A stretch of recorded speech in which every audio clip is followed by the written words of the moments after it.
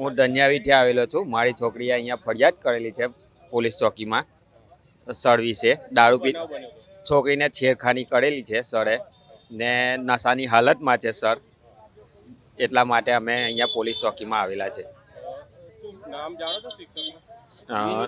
વિનોદ બારિયા. કઈ રીતે તમને જાણ થઈ કે આ રીતે મેડમે ફોન કર્યો હતો. પહેલો મેડમે પોલીસ ચોકીને મેં ફોન કર્યો. પોલીસવાળા આવીને સરને બેસાડીને લઈ આવ્યા પોલીસ ચોકીમાં, ને છોકરીએ પછી ઘરે ફોન કર્યો તો પછી અમે ત્યાંથી ઘરેથી સીધા પોલીસ ચોકીમાં આવ્યા. શું કીધું પોલીસવાળા? શું કહે? પોલીસવાળા એમને કહે છે એમના પર એફઆઈઆર ફાડી નાખી છે.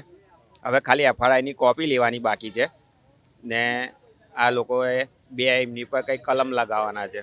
સ્કૂલમાં આ રીતની ઘટના બનતી હોય કઈ નજરે જુઓ છો? શું કહો છો સ્કૂલ વિશે? શું કહેવા? સ્કૂલ વિશે જે આ સર નશાની હાલતમાં આવે તો એ શું શિક્ષણ આપવાના હતા છોકરીને? એટલે આ શિક્ષક આ સ્કૂલમાં જોઈએ ના, એમને ડિસમિસ કરો સ્કૂલમાંથી. અમારી માંગ એ જ છે કે આ સર કોઈ સર બી પીધેલો ના હોવો જોઈએ સ્કૂલના અંદર, જેથી કે તે દારૂ પીને આવે અને છોકરાની જોડે આવી છેડખાની કરે. સ્કૂલનું નામ શું?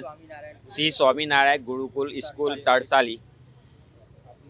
ઇરફાન પટેલ.